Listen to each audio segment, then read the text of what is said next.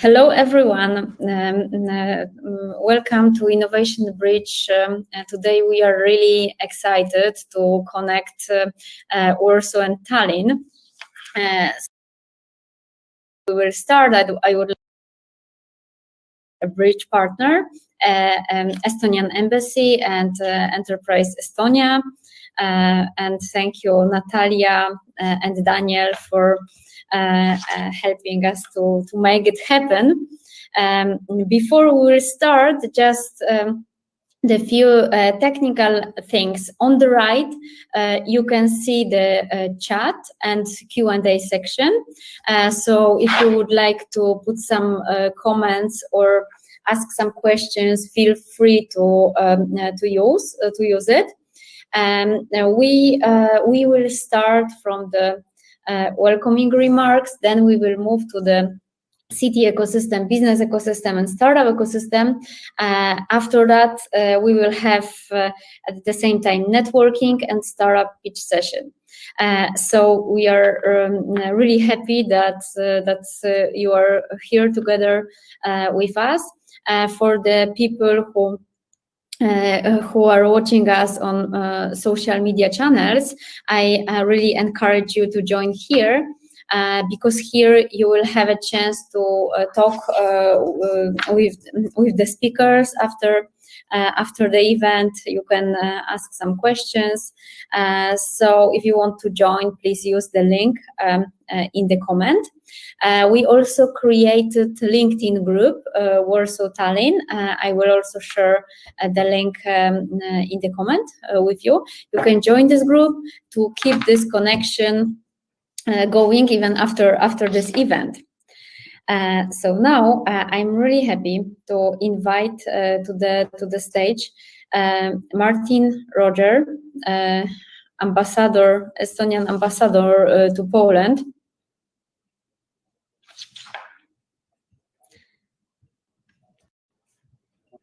Hello, Martin. Hello, thank you. Thank you for being with us today.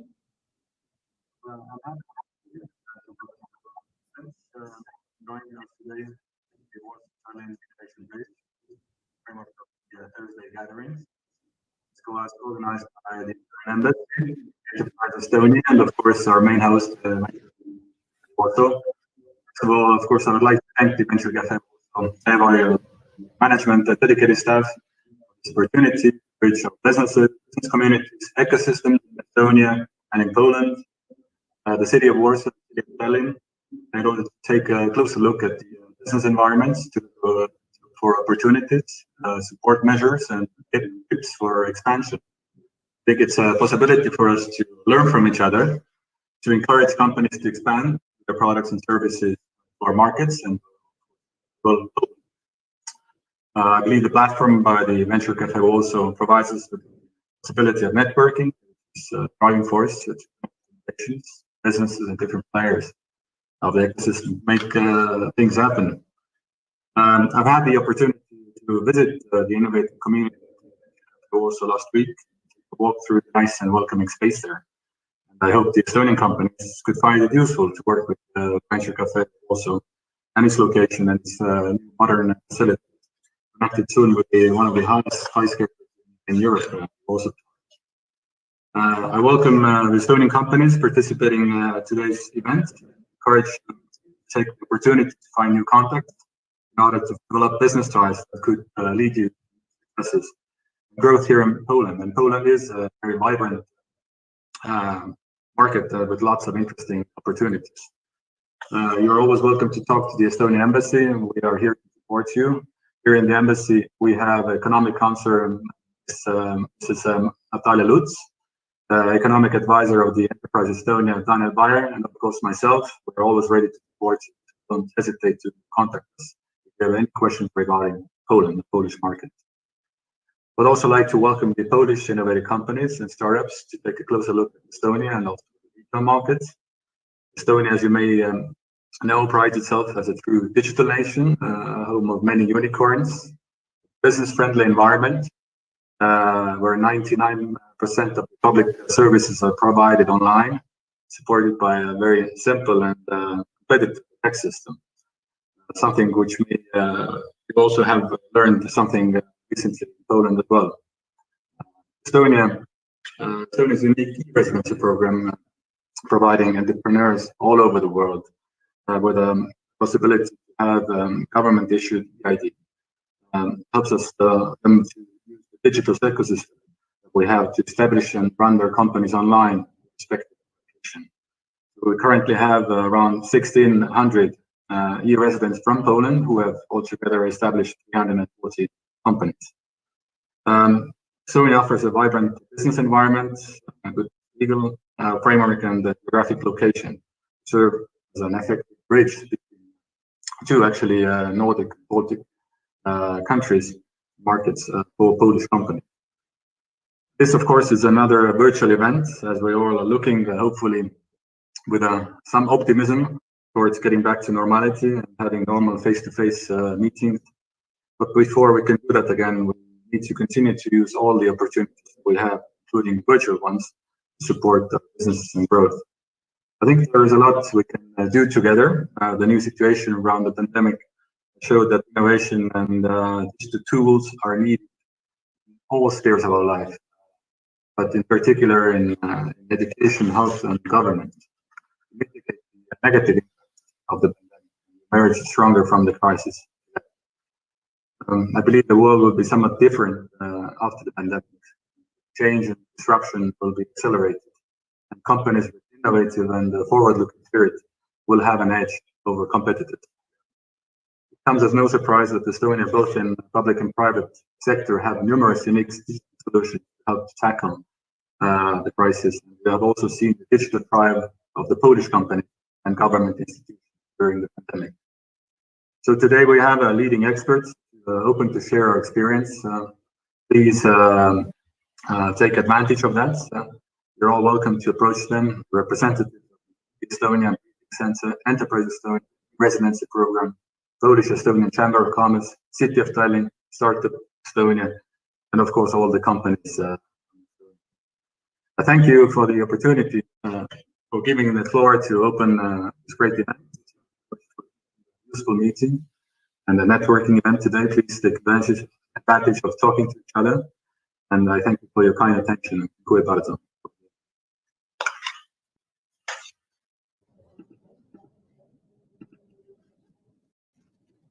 Thank you so much, Martin, for this opening. I'm sure that it will be a great event. We believe that if we would like to connect the cities and people in those cities, at the beginning, we should know the city. So now I would like to invite to the stage Piotr Paradowski from City of Warsaw to share some information about Warsaw. After that, you will have a chance to hear about Tallinn, and then we move to business and startup ecosystem. So Piotr, please join me on the stage. Hello.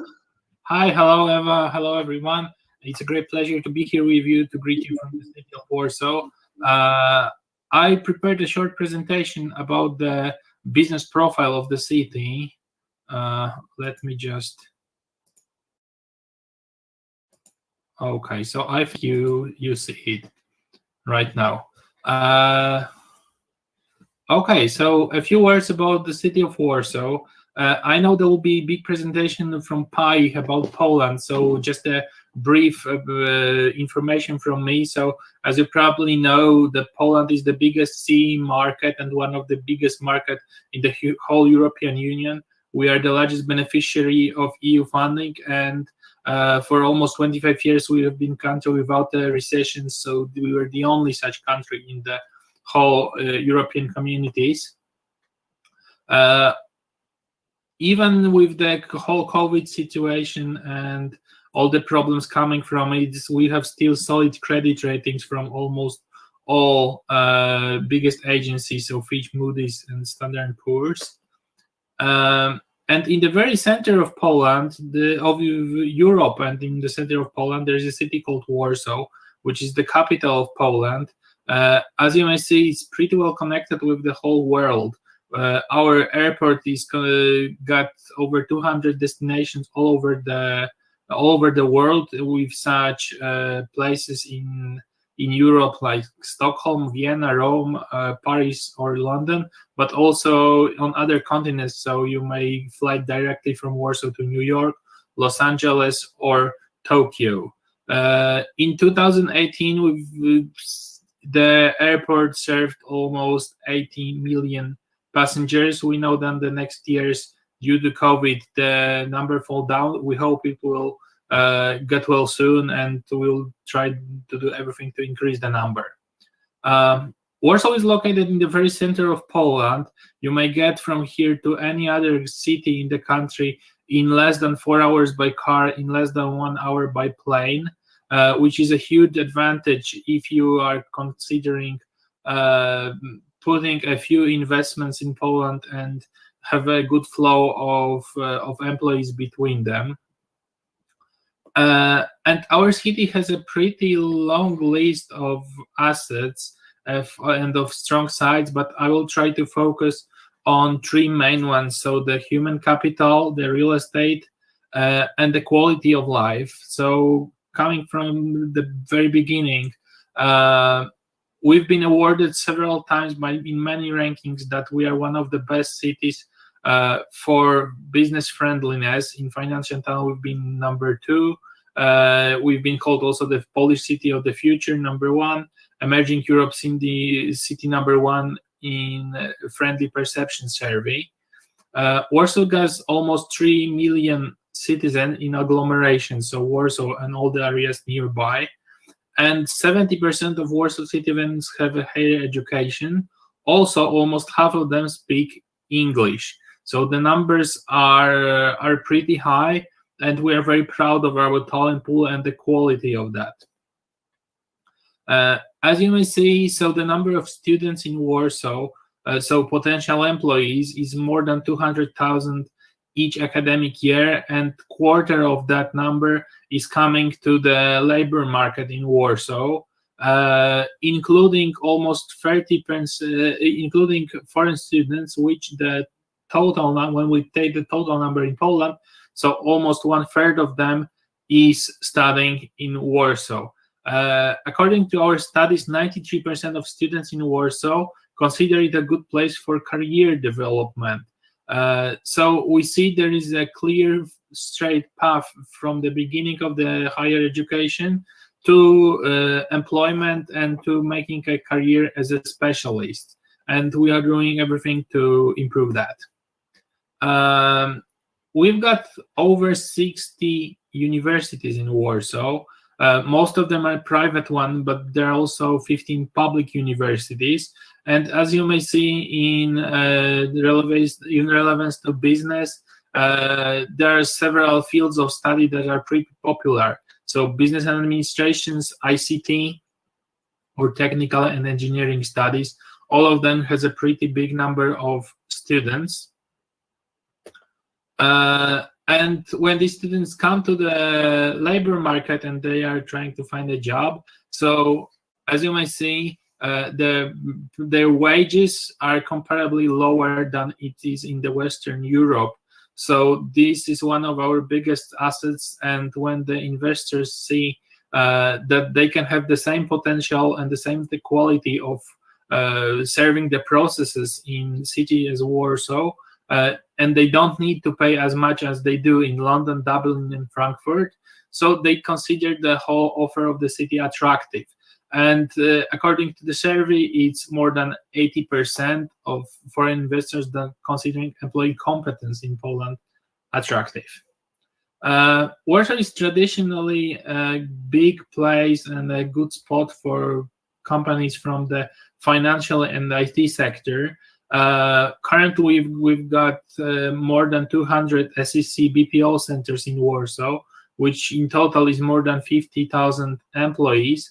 And such brands as Goldman Sachs or JP Morgan, so they decided to come to Warsaw not a long time ago, and they feel good here. And we see there is even Yeah. Sorry for interruption, but it's still the first slide.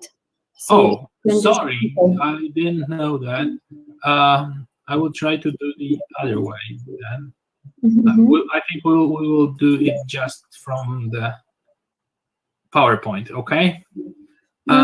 Right. Yeah. And I can see the question if we will share the presentation. Yeah, we will share the presentation on the LinkedIn group. Yes, We will definitely. I will send you the presentation with all the data after the meeting. So the business services sector is pretty strong in Warsaw. As I mentioned, there are several brands that already decided to invest here. And it's also, we see a growing trend of key startups in Warsaw. Yeah, so such specialties are big data and analytics and as fintech. They are very popular in the whole Mazowieckie Voivodeship, which is the region around the Warsaw. And according to, for instance, Bloomberg Innovation Index, we are #1 in CE, and in overall ranking, we are number 22, which is not a bad position for a Eastern Europe country. Also, the R&D environment, something that is super important for us. There is almost 1,000 public and private R&D entities in Warsaw currently, totally employing more than 30,000 people. We see that there are several R&D centers in Warsaw, such as CESAMAT, or Center of New Technology at the University of Warsaw, or CEPT, so Center for Clinical Research and Technologies. Places as CESAMAT, so they are the most advanced and most modern such place in the whole Europe. So we're really proud of the processes and the research done here, and we also see this trend as a growing. So the second asset of Warsaw is the office market, which, as you may see, in Warsaw, it's in total it's bigger than the whole Poland altogether. Currently, we've got more than 5.5 million square meters of office supply, and still more than 500,000 is under construction. So this is the biggest number of office space in the whole Central and Eastern Europe, including, for instance, places like Vienna. So whether you're a small company or a big corporation, you will find a place suitable here in Warsaw, whether you want it to be downtown in the business districts, as for instance Służewiec, or do you want it on the right bank of the river, which is more historical part of the city, there will be no problem to find the right spot for you. We also see that there is a growing trend of co-working stock in Warsaw, which right now I think is more than 1,100 square meters, and we see it as growing. And what is important, it's growing pretty the same in every district also. So as you may see, the center districts are about the half of the co-working spaces, but you will find the great places also in Ursynów, Mokotów, or the right bank of the river. And the last thing, so the quality of life, there are several aspects of it. So the one we're really proud of is the public transport, which according to EMTA research, the percentage of public transport share of trips, we have the second biggest one in the whole Europe. We've got 2 metro lines, 4 rapid urban railway lines, almost 300 bus lines, and 25 tram lines, which is pretty dense network of all types of public transport. We spend a lot of money for it. So in the last 8 years, over 2.5 billion euro. And even if the eyes of our citizens, so the almost 90% of population has a good opinion about it. So this is the thing we are trying to develop. We are trying to reduce the number of cars within the city, and we are trying to be every, let's say, business spot to be available in almost in less than half an hour to get from every other part of the city. The Warsaw Public Bike, which has been super popular before the COVID times. We've got 6,000 bikes, which in total was the 5th largest urban bike system in Europe. So the number of bike lanes is still growing. We saw a huge decrease in 2020 due to pandemic situation. We hope it will change this year because we see it as the most eco-friendly and very popular type of public transport. Warsaw is also a place when you can have a good time and you have a lot of things to do. 87% of our ratings have a good opinion about life in Warsaw in general, because it's a green city, so 30% of it are green areas. We've got almost 100 parks. We are also the safest city in Poland and one of the safest cities in the whole Europe. We are trying to be the smart digital city. It's not a process that has been finished yet, but we are all working on several projects right now, including data sets for creative industry, but also 19115 multi-channel contact center, which has been based on the one that it's working in New York, and it's a single, the line of single contact available for every citizen, that if you have any problem with your functioning within the city, whether it's a hole in the road, or you see a falling tree, or you don't know how to get somewhere, you may call it and the assistants will be able to help you. Also, our cultural and free time offer is pretty big. So museums, cinemas, galleries, theaters, places like that are in normal times open. Currently, their services are limited, but still we see that the offer is pretty big. And if you want to, I think there is no activity you cannot find in Warsaw if you're just interested in it. So that's all from me. If you have any further questions, I will be here at the Warsaw table. Here's also an email to our team, Invest in Warsaw, umm.warszawa, so Warsaw in Polish.pl. If you have any questions, just feel free to write to me or ask me directly. I will also send a presentation after the meeting, so you will have access to all the data, even those you didn't see in the very beginning. Thank you very much. Piotr, we are inviting all of you to Warsaw. I hope that soon it will be possible. And now I can wait to hear more about Tallinn. I would like to invite to the stage Krista King. Krista is a lead consultant in Estonian Enterprise Center. Please join me at the stage. Hello. Hello, everybody. I'm very happy to be here, and you are also, we would like to welcome you in Tallinn. I'm working as consultant in Tallinn Enterprise Center. We're offering consultation for small and medium-sized enterprises, arranging different lessons and seminars, and also we have one small info package about support measures for that kind of companies who are already active here in Tallinn. But I believe that one movie or picture is worth more as 1,000 words, and I would like to share you one video about Tallinn. Just a moment.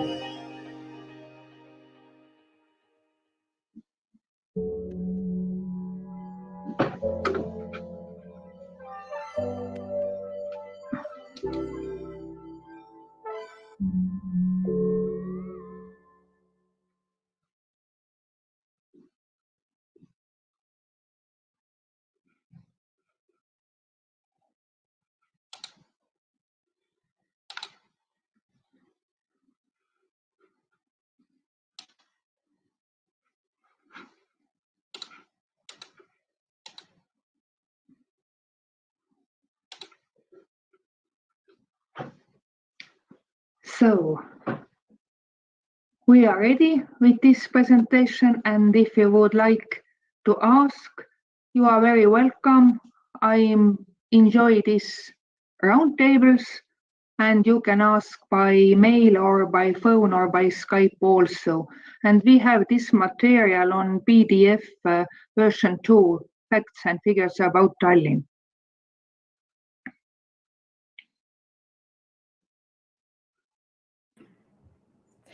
Thanks a lot, Krista. If you have any questions, you can stay for the networking part and ask about Tallinn, about everything. It's a really beautiful city. I had a chance to be there once, so yeah, it's really worth to visit Tallinn. Thank you so much. And now we will move to the business ecosystem. I would like to invite to the stage Agnieszka Szweda from Polish Investment and Trade Agency. Hey, hello. Oh, I think you are on mute.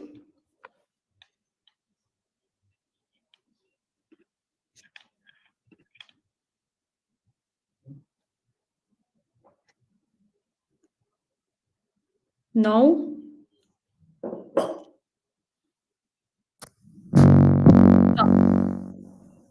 Maybe without headphones?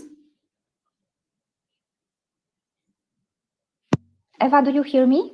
Yes. Now it's okay. Okay. And I can see my presentation. Can I start? Right. Yeah. Everybody see? Okay. So thank you very much for inviting me again for the Innovation Bridge. I'm very happy to be part of the Innovation Bridge with Tallinn. I represent the agency that supports business in Poland, not only just one city, but the whole of Poland. And it's my great pleasure to present you what we do, how we can help, how we can connect both sides. So the Polish Investment and Trade Agency is the government main agency in Poland that facilitates business in two ways. One way is supporting Polish business abroad and in the country. Another way is supporting foreign investors. I represent the second pillar of our agency, which is the investment center that attracts foreign investments into Poland. And I would like to share with you some latest business developments that we see based on our projects that we carry out, and to show you some latest trends in business development in Poland. In our team, in the investment center, currently we have mainly projects that are technology intensive, which are business services projects, IT projects, R&D projects, electromobility projects. We also deal with some traditional, sectors, traditional sector investments from automotive, from food, medical. What are our major investors that we assist? So currently, because we have special dedicated program, relocation program for Belarus, we have most of the investors from that country. The second biggest investor is America. Then our domestic investors, Polish companies, also grow in Poland and as well as abroad. We also have a big number of Asian investors. Our agency actually can assist such investors at every stage of investment process, before they invest, during the investment process, as well as after they finish. We also help with various interventions, and the support that we provide is really vast. We inform about the public aid available in Poland, about various incentives for investments, for R&D innovations. So in fact, we can provide every information that is necessary in order to progress with the investment project in Poland. What investors appreciate most in Poland? Number one, of course, is our big market, because we are the fifth, with 38 million people, we are the fifth biggest country in the European Union, the largest in Central Eastern Europe. So many foreign global players, they like to use Poland as their European hub for the operations, but not only in Europe, but we have many investors that run some operations that serve their global needs.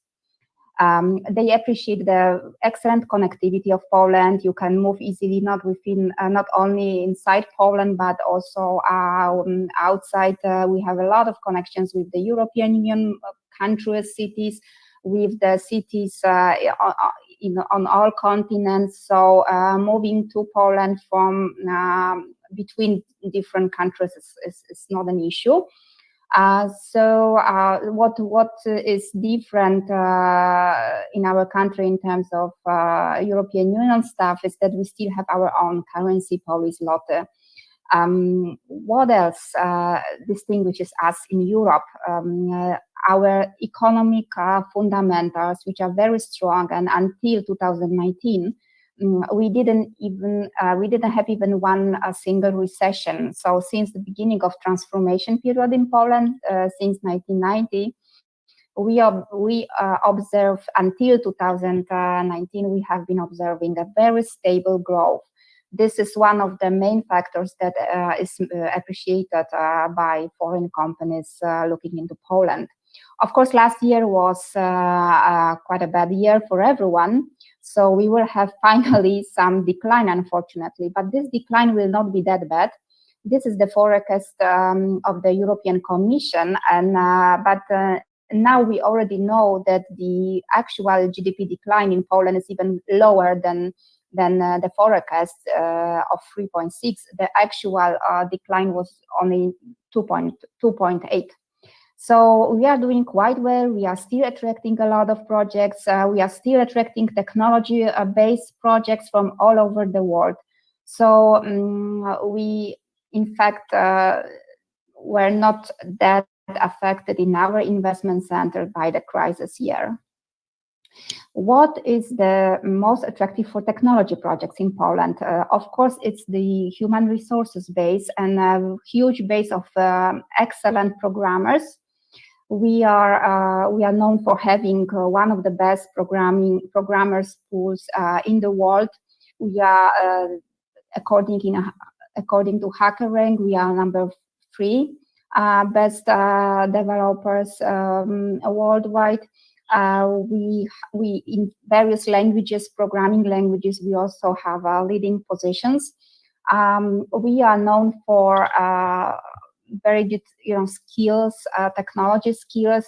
Various rankings confirmed our high skills, and this is something that is again very appreciated by foreigners who like to use our programmers for their operations, and that's why they come to Poland to work with them. What we see in recent years, in the last 10 years, we see a very rapid growth of R&D centers in Poland, and this is a little bit phenomenon, because when you look at Poland like 10 years ago, you couldn't find many of such centers, just a few. But when you analyze the situation now, it's tremendous programs we have made in that area. We have really many of them all over the country, and some of them, they develop AI technology, big data, and of course software solutions.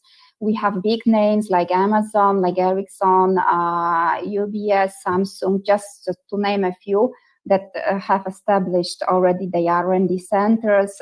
We see the tendency that many investors, they run in Poland not only manufacturing operations, but also services centers, including the R&D. Among the global players that may be important for startups community are Google. Google has a big center in Poland, in Warsaw. They also do R&D, but from Warsaw they manage the whole of network of Google for Startup campuses, which is quite special for Poland. We also have a Microsoft operation in Poland. Microsoft, again, is quite active in cooperation with startup ecosystem, with technology companies from Poland. Last year, they established in Warsaw the Technology Center, which is the first such a center in Central Eastern Europe. And in that center, they showcase and promote a lot of Polish outstanding technology companies. Google and Microsoft are the two giant players in the technology field in Poland that keep investing here. And last year they announced further investments. So we are now expecting $3 billion of further investments in technology fields in the cloud and in data center in Poland.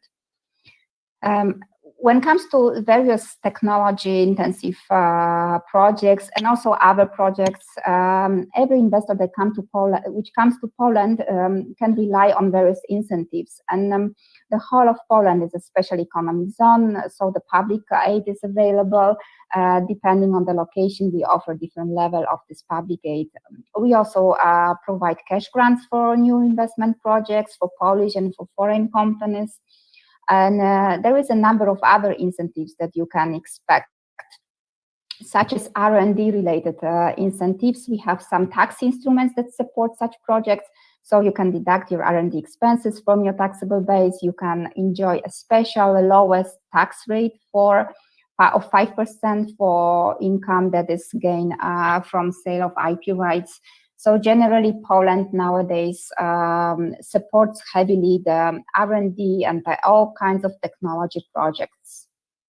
So that's all from me. I wanted to be very fast because usually I am too long.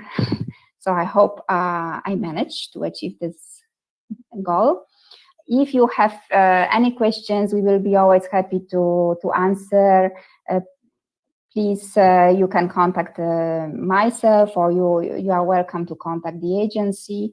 I will share my presentation with the organizer. It will be for your disposal. So thank you very much.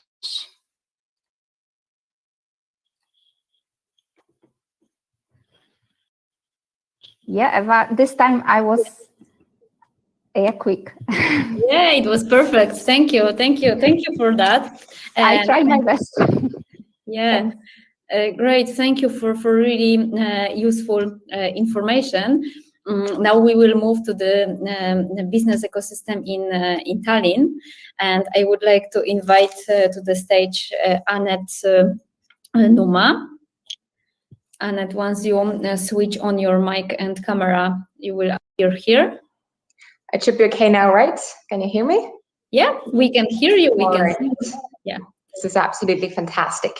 So first of all, good afternoon, everyone in Estonia and also in Poland. It's very great to be joining you today from very ice cold, but still a beautiful city of Tallinn.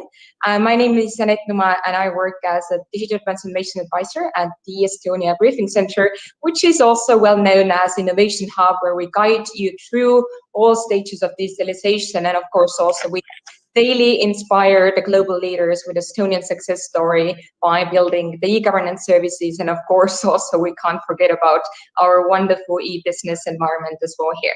Today, in the next 10 minutes, approximately, I will be focusing mostly on our business environment and why Estonia is an excellent place where you should run your business and where we invite everyone to start running their business here. But without further discussion, I'm going to share my screen with you so that also you have something else. Of course. Before you will start, I will also invite Artur Kutmowski. Mm-hmm. It's also for business in Estonia, and stage is yours. Yeah, so I hope you can see my slides already as well. I hope that's great. So as I said, before we're going to start discussing about the business environment, I would just like to take a couple of minutes to also talk about and that you would understand how things work also by the security aspects.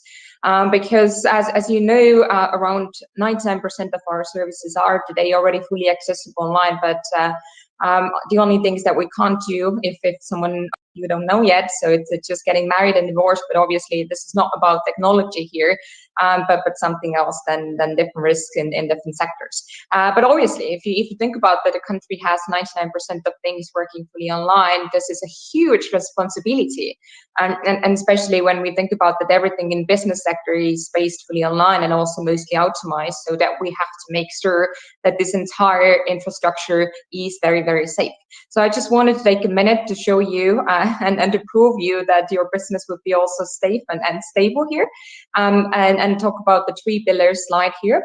So everything that we do in Estonia here is based on our 3 pillars infrastructure that is relied on data confidentiality, data availability, and of course also data integrity side.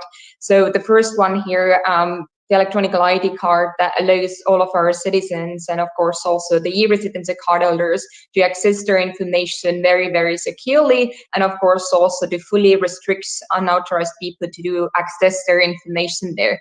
And as you can see, we use different methods in order to provide the safest way to identify our people in our business environment, by doing that by using ID card, mobile ID, smart ID solutions, and then, as I said, for all of you guys in Poland, a solution could be also the e-residency. Secondly, also availability, because in order to exchange data very securely, we use a system that is called DXroad. That is the basis of secure data exchange, and different public and private data sets have very much trustworthy data available at all time to work with. And obviously, this is very essential when we talk about also the business sector, in order to avoid any kind of application and mistakes in the system. And then last slide as well here, finally, integrity, which is also essential to maintain the entire trustworthiness of the data. And we can also make sure that we are avoiding the legal loss or any kind of application or manipulation with our data sets. And then, of course, also the log files. And as you can see, Estonia is also using KSI blockchain technology, which is deployed in Estonian government databases. And by using the system, we can make sure that our information is never rewritten by anybody. And in the most simple words to explain to you, if I say not by anybody, I mean also system administrators, the government itself, hackers, whoever you name it. So we have to make sure that the information, and once again, especially in a business sector, is always up to date, and it's the most secure way also to store this information. But with these 3 pillars in place, Estonia offers a very secure digital services also in a business sector that serves fully the interests of our entire population. But now, as the infrastructure and background is pretty clear, I would be happy to talk about business. So let's talk business. I think it's very clear that where business is easy, business will grow. And I can really promise to you that business and doing business in Estonia is easy, and it remains that way, and it's getting even easier in the future. We have kept this in mind since very early days of our independence already. And it's clear that the better the business sector is doing, the better everyone are doing. So today, it is possible to start a business in Estonia already in just a couple of hours maximum. You can do that fully here in my living room on my couch, and also you in Poland if you have the residency card, without having to leave home. So that we wanted to make that very, very, very simple. And that is also maybe one of the reasons why Estonia today is among the top countries hosting the highest concentration of the startups per capita. We do have a lot of startups, and even now the unicorn companies. So it's very high, very, very easy to grow easily here and to bring your business to the highest level in a way. But when we talk about also taxation and all this kind of paperwork, declaring taxes has been working online already more than 20 years. You heard me right. Yes, for more than 20 years, we have been declaring taxes online. And of course, it is getting also much easier every year. We like to put a lot of optimization in the process as well. And just to bring you some of the numbers, we're going to cover some numbers also next slide. But last year, around 98% of our entire population declared their taxes online. And in the year 2020, we finally also completed reporting 3.0 projects, which aim was to reduce the burden entrepreneurs of the submission of their data to different state institutions. And obviously this saves a lot of valuable time for entrepreneurs, and of course also money, so that companies can focus much more on approach and of course also on their own employees here. And then the e-residency solution that provides also an excellent opportunity for absolutely everyone to run a business remotely and to be completely location independent, and of course also access European Union market. But you're going to hear also more about this a little bit later. But of course, when we think about the time of the crisis, then we have did like a big favor for the rest of the world by providing this e-residency solution, because people can do things remotely and not having to go and fly over to different other states, so that they can still be based in one location and run their business without even missing the traveling aside there. So that shows again how important doing things location independently is today, and especially after the crisis here. But as I promised you, we can now talk about also the numbers. And as you can see here, 98% of our companies last year were fully established by online systems. 99% of all of our banking transactions are done online. So if you want to transfer money that is a little bit bigger than the system allows, then you have to make a visit there. But usually people deal with these things already by online banking methods. And as I pointed out before, 98% of our tax declarations are fully filed online. And speaking about the numbers of the e-residency card holders, so 77,000 e-residency card holders we have already around the world. And actually the numbers in Poland are also quite big. So that shows again that people are missing for these solutions. Maybe one other benefit that you could get by running your business in Estonia, our corporate income tax remains zero. So if you reinvest money to your profit, then you don't pay anything. And as you can see by the numbers here, when we compare about with other countries, then this is really, really beneficial for many companies. And that's why they come all over here to run their business here. And now talk about also a little bit the future, because you might be asking, okay, if you have everything working in Estonia fully online, all your business sector, what are going to be the future steps? I'm happy to tell you that we have some great plans for the future. We are working on having and achieving fully seamless e-services that are available any time of the day. So you don't have to wait for the business hours, but you can do everything no matter of the time or your location. So we're currently working on proactive government services also in business sector, so that we don't want our citizen entrepreneurs to be reaching out to us, but we would be able to offer them already some of the benefit services that they are allowed to get, and doing that really proactively. And that's why also technology is there for us. Then of course also in business sector, AI will become a very important thing. And if you think about also regarding the cooperation between private and public sector, then the Estonian government also pays for companies who use AI technology in their own systems. And again, you heard it right, we even pay for the private companies if we see that they're using AI technology, again, to increase this innovation in our entire system, because that's where Estonia would like to move on as well. And then, of course, we will continue doing a very intense cross-border digital governance cooperation between different sectors, and of course also by the business level, because we know that we are not alone in this world anymore, so that the more we work with other countries, the better it is for absolutely everyone, and especially for the business sector. And to sum it up, my side here regarding some of the lessons we have learned by building online services in our business environment, then if we could suggest something to other countries, and what we have learned from our experiences is that all the time try to make a leadership very much digital minded, because that's the future, and that's what we see by reality today, that the more you use technology and innovation in your systems, the better the results for the companies are coming, and the more companies you attract to your state. And if we think about the numbers, Estonia has proven this quite a lot, that technology attracts people to come over here and to start their business. No wonder why we have so many unicorns already here too. And of course, if you run your business or if you create e-governance services, then try to keep everything very short and simple, because people don't have much time, so they want things to be clear, and that's where things are working in a right way. And then of course, transparency is something that works also. We have been providing a very good education for our people since very early days already for the students, and we will continue to do so, so that people would be aware of technology and how to use this in their own ideas, and how to use these online services for their own benefit. So again, I would suggest everyone to talk openly about things and to keep transparency as one of the key elements.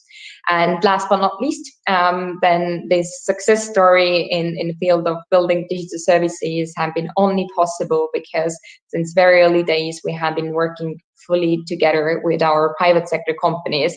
And I'm so excited that today you're going to also hear some of the pitches from Estonian ICT companies who are providing some great solutions for our citizens, and then hopefully also for the Polish markets in the future. Because if a country is doing a full cooperation together with private sector and always including also academia on a table and just discussing the ideas with them, and these three sectors, if they work together, they can make a real magic happen. And I think Estonia has been a great example what the real magic in the field of digital society actually means. So I hope you got some information out from here, and I would gladly invite all of you to think about running your business in Estonia, because we have been providing the friendliest and the fastest business environment to our businesses, and would be happy to do that also for the Polish market or Polish businesses as well here. So that was it from my side. If you do have any questions, you can reach out to me on LinkedIn or on my email, and I would now give the floor over to Artur as well here. Thank you. Thank you, Annette. Thank you for your great presentation. I'm gonna Thanks a lot, Annette. That was great insight. Okay. Do you see properly my presentation? Yeah, we can see that. Oh, that's really cool. Hi, guys. It's whole pleasure for me to be here with you and to share with you some practical support and practical tips about doing business in both countries. I mean, doing business in Poland and doing business in Estonia. My name is Artur Kuczmowski, and I do represent two organizations. I do represent Thomson & Stein International Law Firm, and I do represent Polish-Estonian Chamber of Commerce. And speaking about the bridge and speaking who we are and what we are doing, today we have a virtual meeting and a virtual bridge. And we as a Thomson & Stein, we are the real bridge, formal bridge between our two great nations, our two great countries. We are international law firm and authorized contact person in both countries, both in Poland and Estonia. We are a team of expertise, lawyers, tax advisors, certified accountants. Actually, we are the unique law firm which is presented in the same time in Warsaw, and with our strong presence in Tallinn. We are responsible for giving services at the moment for over 200 companies with the various origin. Some of them are with the Polish origin in Estonia. Some of them are with the international origin as well in Estonia. We do represent many international investors as well in Poland. We help to solve sometimes quite simple issues. Sometimes we do work and trying to solve things which are a bit more complicated during the activity of your company. What we can do and how can we help you? We can help you definitely with the company formation, both in Poland and in Estonia. We can help you inform your company, or with to organize the branch, register and help with the tax registration in both countries. We do provide whole range of corporate services. So if you find attractive Polish market, if you find attractive Estonian market, we will guide you. We will support you with establishing your presence in both of those countries. After all, we can provide you accounting services and accounting support as well in Poland and in Estonia. We are members of Estonian Accountant Association, and we have a team of Polish accountants. We have a team of Estonian accountants. So pretty much we are the most experienced on the market in the field of accountancy. So in the field of reporting, and what is more important, we know the regulations, we know the rules of, for example, postponed workers, and we know those differences between very simple tax system in Estonia and very complicated tax system which is in Poland. We do help in obtaining during the licensing process, and of course we can support you on each step on the business and legal advisory. Actually, with one of our clients, we finished yesterday the first seed round for investment, and this is going to be very nice and very big example of a Polish-Estonian cooperation, with the Polish folks registering their entity in Estonia with the support of venture capital from Polish, which is financed by a Polish PFR, and with the investors from all over the world. Documents are already signed, so you will hear about it probably in the upcoming days. And this is something with what we can support you. We can support you as well. Speaking to the Polish people, you heard why Poland is attractive for foreign investors, and I will show you just a couple examples why Estonia might be attractive for you. As Annette said, competitive tax system, competitive and really easy and really simple tax system. This is the key point why people are choosing Estonia as a destination for their business. But after the competitive tax system comes the very extremely friendly public administration. Polish people, you will not believe, we are experienced in contacts with the Polish administration and have a lot of connections with the Estonian administration. This is something what you cannot compare. Sorry, I'm Polish, but knowing the reality, doing business in Estonia might be a pure pleasure and simplicity. And of course, the startup legal ecosystem, you will hear a lot about the regulations. Only one thing, speaking again to the Polish people, you know what is the situation right now in Poland with the prosta spółka akcyjna. So it was kind of a simple stock company. In Estonia, they already have it. You can really easily adopt it. You can accept investors from all over the world to your company, of course under some conditions, and if of course the company is registered in the proper way and the articles of associations are in the proper way. You can accept investors from all over the world without need to create very complicated documentation. So this is how the friendly startup ecosystem works. Estonia is also a financial hub and is also a good jurisdiction for crypto. Not for the crypto speculation, but what is the most important thing? While you are doing business in Estonia, you know what are the regulations which you should follow in terms of crypto. This is why Estonia is considered as a most friendliest market for the financial company. And of course, the whole sector of IT. We do receive many queries from Estonian companies. They are really looking for the Polish entrepreneurs who can support them with doing job, who can be their subcontractors even in creating those famous unicorns. So If you would like to know more about it, I can invite you today to the two tables, to Polish and Estonian Chamber of Commerce table. There is Matilda, and she will support you for sure with some questions. If not, I'll be joining as well, and the Thompson and Stein round table as well. And I would like you also, if you have any additional questions, feel free to contact me on WhatsApp, or feel free to contact me on LinkedIn, or catch me just directly. For sure, we will help you to make your business growing.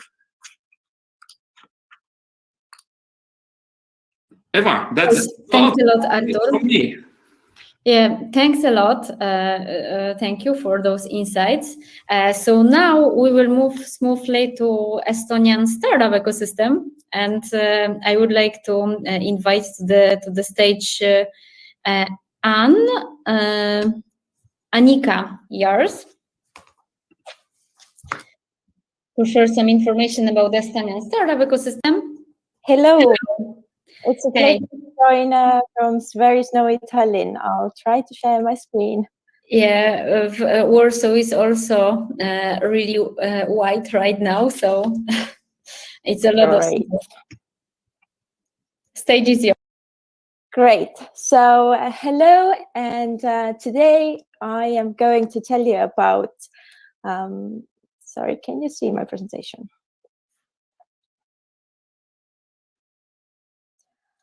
Today I'm going to tell you about Startup Estonia's ecosystem. I joined Startup Estonia team actually quite recently, and I'm working at Startup Estonia as a Startup Visa and Foreign Relations project lead.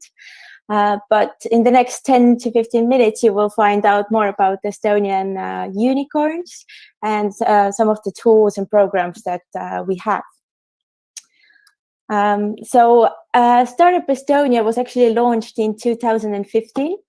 It is a governmental program, and it operates actually under the Ministry of Economics and Communication. Startup Estonia's main goal is to supercharge the Estonian startup ecosystem. And in 2015, we had this wild dream to have 1,000 startups in Estonia by 2020. Quite soon you will find out if we succeeded in the dream or not. Other goals that we had was to actually make sure that there are plenty of fundings available for startups.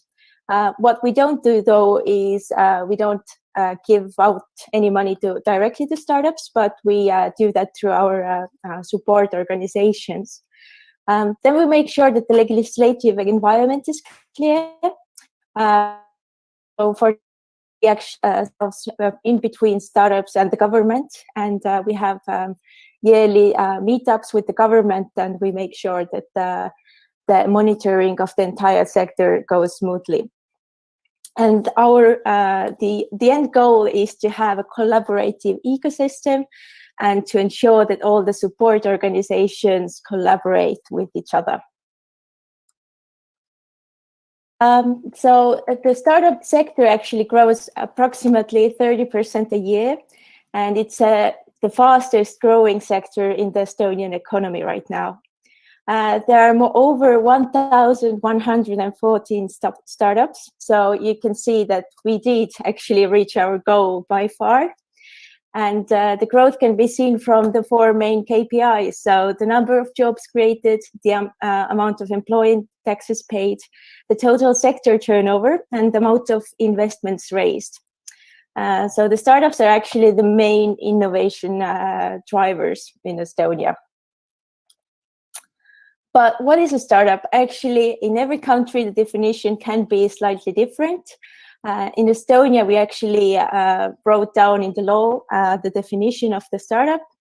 So in Estonia, it's a company that is based in technology. It's innovative, has a repeatable and scalable business model, and has a fast global potential.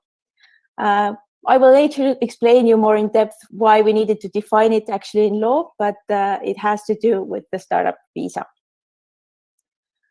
So the unicorns in Estonia, amongst those 1,114 startups, we also have startups that are actually very successful. So as you may know, in Estonia, we have only 1.3 million inhabitants. So to have 5 startups that are valued over $1 billion, it's a very big achievement, and we are super proud of that. But we can see sort of 2 waves in this unicorn section. And the first one started in the early 2000s when Playtech was founded. They create the software for gambling and gaming companies. And then Skype was founded in 2003. And probably everybody here has used it over some time, and especially of the times of pandemic, it's been quite a useful tool for a lot of people, I believe. But the founding engineers were from Skype in Estonia, and after Skype was sold, actually some of those people then founded other startups, and that's, for example, TransferWise. David Hindrikus was the first worker in Skype, and he was the founder of TransferWise, which does peer-to-peer money transferring. And then Bolt is a main competitor for Uber, for example, and it's a ride-sharing platform, but they have done a lot of different things as well. For example, food delivery. They also offer electric scooter rent, and they mainly focus actually in Eastern Europe and Africa. And then the last unicorn that became a unicorn is Pipedrive. They created a very useful tool for salespeople. And what is very important is that when Pipedrive became a unicorn, a lot of workers actually had the shares. And now it is there is a rumor that about 100 people became millionaires in Estonia, and they laid a great basis for the future startups to come. But in here you can see the support organizations that we have in our ecosystem. Again, as Estonia is so small, to have 100 support organizations is quite an achievement, and we are very proud and happy about this. And they are here in this slide divided into sections. You can see that one part is the service that they are providing, and the other part that's in the division is where they are most useful at, which stage are they most useful at. And a very interesting part is perhaps the startup mindset entering that doing. So basically, people who haven't basically started a startup yet, but are very talented, are also in our focus, because that's why we can grow our ecosystem. Now, Estonian Startup Visa had a very interesting story. So back in 2016, actually, the main founders of startups saw that we don't have enough people in Estonia to accommodate the need of the talent. So they came to Startup Estonia with this idea to create the Startup Visa. And we actually added to the program also the Startup Visa for Estonian founders. So currently, Startup Visa can be offered to foreign founders outside of EU who want to relocate their business to Estonia, but also to Estonian startups who wish to hire talent from outside of EU. And the great thing is that actually within 11 months, we realized the idea. In 2017, Startup Estonia Visa was founded. So Estonia Visa program is actually one of the most successful visa programs in the world. We have created value with that because over 2,700 people got the chance to move to Estonia. And you can see the top countries for founders to relocate from are Russia, Iran, Turkey, and India. And the top countries for employees to relocate from are Brazil, India, Russia, and Ukraine.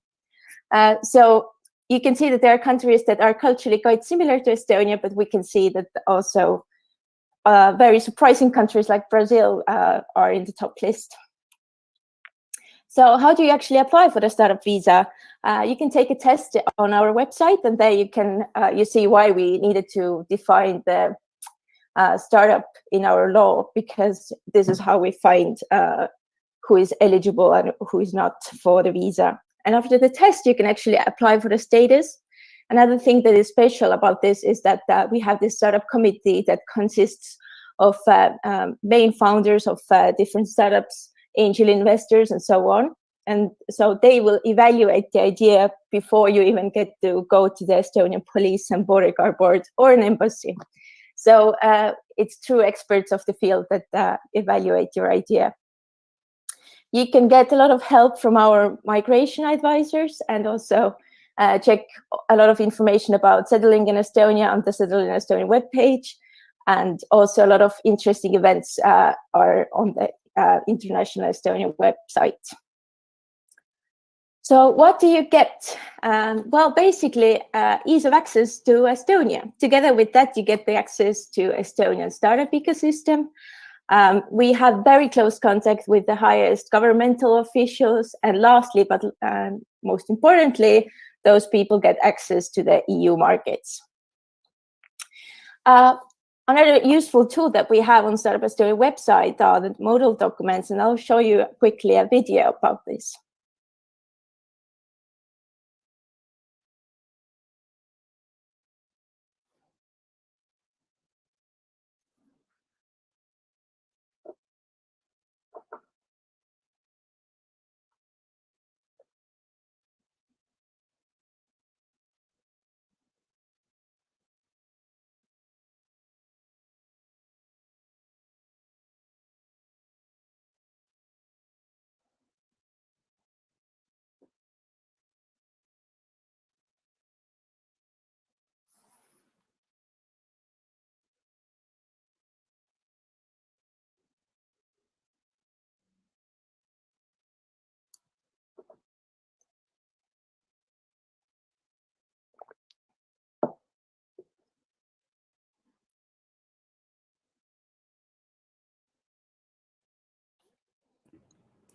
Annika, there is a problem with audio.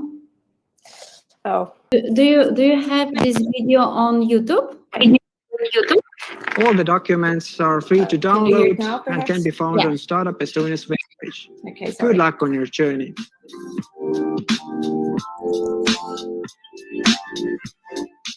Okay, perhaps I will share the entire slideshow later so you can re-watch the video or just check it on YouTube. Now I'll also tell you a little bit about the startup database we have on our website. Startup database is a great tool to get insight about the Estonian startup ecosystem. So we created our own system as some of the platforms that were available didn't meet our needs. But you can get an overview of the Estonian startups by ranking and filtering them by sectors. You can filter them by technology, the stage, employee count, or turnover. So a very useful tool. And lastly, don't forget to follow us on our social media channels. Definitely recommend to listen to Startup Estonia podcast that is available on Spotify and also YouTube. And thank you very much. If you have any questions, I will be later in the networking tables.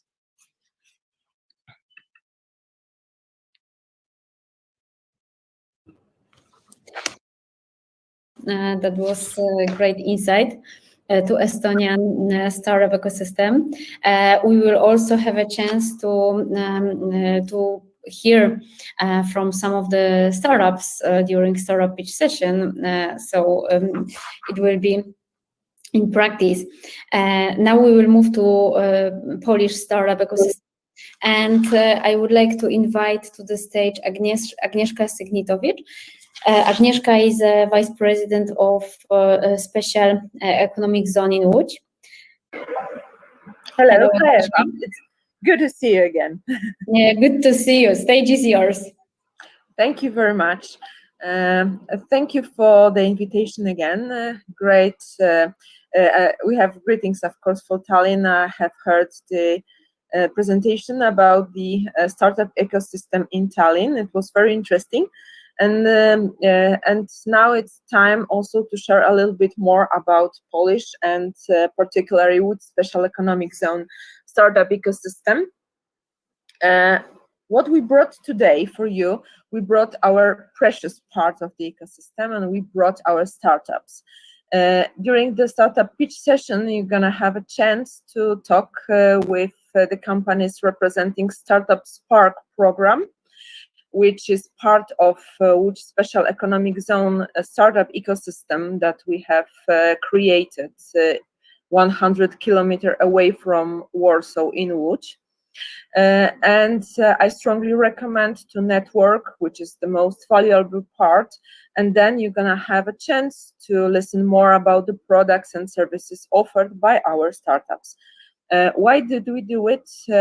With Special Economic Zone is an institution, organization, governmental agency that connects startups and big companies. We are working with the whole variety of business, big industrial companies, factories, small and medium enterprises, and the small technological companies, which are startups.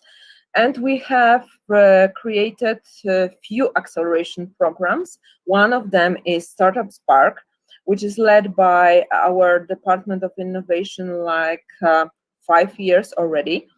And we have another round of Startup Spark now, when we connect Polish startups with big industrial and service companies, and they together create new technological products and services, which are very valuable source of innovations for our big companies. This is very, very good offer that is offered by the Łódź Special Economic Zone, because we can join this part of technological support to our everyday offer, which is tax incentives. Of course, having a chance and opportunity to work with variety of clients, I mean the big business, industrial companies, big service centers, as well as startups, give us a unique advantage of and possibility to join them, to match the needs of market of startups and big companies, and create unique services and products. And that's how we work every day.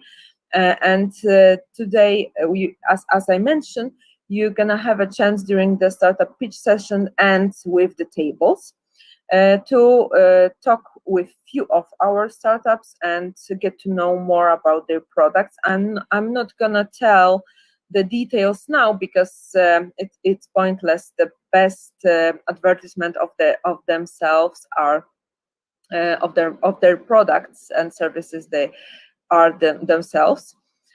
And what I only can say that we are the part of Polish startup ecosystem. You're gonna have a chance to listen more from Maciej Sadowski today about Polish startup ecosystem. We are, I hope, one of the good examples. We are doing best for a few years to offer startups and industrial companies the best technological support that we can create in Polish environment. And we are using for this partnerships, like, for example, with CIC and also governmental and private institutions and organizations. What is our recipe for success? Partnership, cooperation, and of course creativeness, which I hope you're gonna have a chance to touch today. Thank you very much. I know that we have 3 minutes to only touch our offer today. So thank you for that, Eva and the CIC team, and I wish you best part of best part of this event, and of course greetings for Tallinn. Thank you, Agnieszka. That was a great insight from this Polish business and startup ecosystem. And now we'll have a chance to hear more from Maciek Sadowski from Startup Hub Poland, CEO of Startup Hub Poland. After the presentation, we will move to startup pitch session and to the networking part. So this is the best part, because our mission as a venture cafe is connecting innovators to make things happen. So networking is a great chance to connect. Thanks a lot. Thank you. Thank you. And Maciek, hi, Maciek. Good to see you. Same here. Thank you very much for calling some common experiences, Agnieszka, and Łódź Special Economic Zone and Startup Spark, really outstanding projects. I'm very happy that our colleagues from Tallinn can also hear about this great legacy of yours. Thank you. Thank you. Maciek, stage is yours. Lovely. Thank you, Eva. Thank you, Agnieszka. Thank you, Anika, as well, because I really enjoy every presentation of yours when you touch the base about Estonian visa program and Estonian ecosystem as it is. I prepared because I also work with Estonian companies in Estonia, in Poland. I learned this tore seed naha. I believe it was a proper pronunciation, and I haven't offended anybody. I just said hello, welcome, guys, from Tallinn. My job today is to do at least a little bit of the beautiful job that Anika already made. I also want to wave to Natalia, Lutz. We are working together strongly here in Poland, and my presentation together with Eva, with Venture Cafe, we are always discussing how can we present our ecosystem to our colleagues from other cities and other countries, and we came up with an idea that the presentation should indicate the synergy that can be created between Polish elements and Estonian elements, and I will go ahead with that, showing you the screen with the presentation. Let me check if it's going to be okay. Probably someone can give me a hint whether you can see it well. All right. And I work for 9 years in the startup industry. I started as a super young junior cat in a venture capital company, Giza Polish Venture. It was Polish-Israeli venture capital fund. 9 years ago as well, we have created a entity, nonprofit NGO called Startup Hub Poland. And our mission is to work with as many great, outstanding projects from the region and even from outside of the region to help them find their place in Poland and in the region and build our capacity as a region and treat Poland as a great starting pad, as a great catapult for global ventures. So the mission of our organization, of course, we are a small group, a group of 8 people, so we cannot actually facilitate all of the processes that they are going on here in Poland. This is why we have decided to concentrate only on those elite projects, very deep technology, intellectual property heavy, that have a potential, as Anika very well described in her definition of startup, which can proliferate their solutions to a very, very large scale, and which present certain barrier of entry for competitors. This is why mainly we are focused on deep tech solutions, not only platforms or marketplaces that are great. I am a fan of some of them. I will describe today some Polish examples of great companies based on this business model, but our soul and our mind is being captured by those very heavy laboratory-based or scientific research-based companies. We believe that the idea of ecosystem shall never be reduced only to one country. This is why in the map that you can see right now, we have pointed red or pinkish Poland in the map of our part of the world, but we have also shown that everything from Finland to Greece, in our opinion, belong to a greater family of one big ecosystem in Central Eastern Europe. An ecosystem that does not have a super great recognition. I would say that Estonia already, and Poland, maybe these two countries more of other, have their own reputation, let's say in Canada or United States or in China.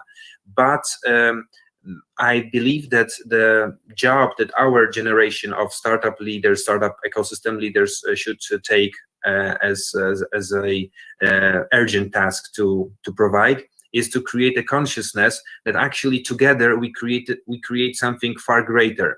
Like, for example, we have more high-tech universities than Nordic countries, Scandinavia in particular. We have more intellectual property elements, inventory than the Mediterranean area. So if you like to look at Estonia not as a single country, single proud country, but as one of the leaders of a greater ecosystem of Central Eastern Europe, together with Poland, we actually display a humongous value, and value not only of high-tech talents, of people who are developing companies like those that Annika already described in terms of Estonia. I want to also show you some Polish great companies that build our self-confidence that this country is able to provide really nice and splendid technological startups.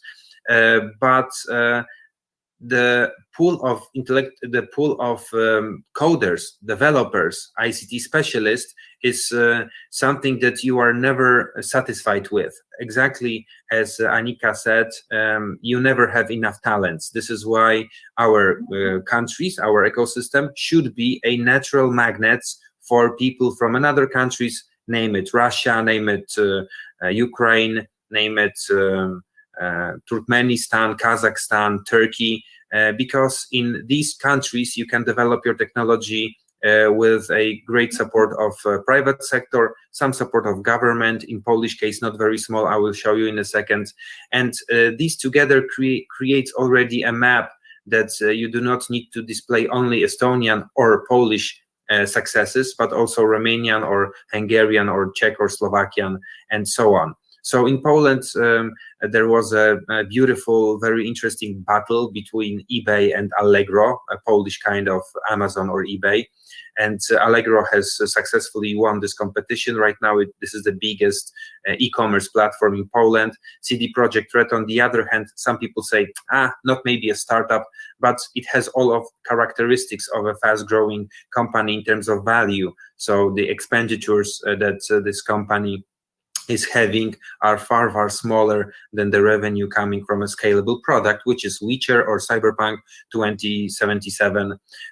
But also Brainly or Booksy, Dog Planner, these are brands that we are very much proud of, and these are brands that enlighten imagination or ambitions of the young colleagues in Poland.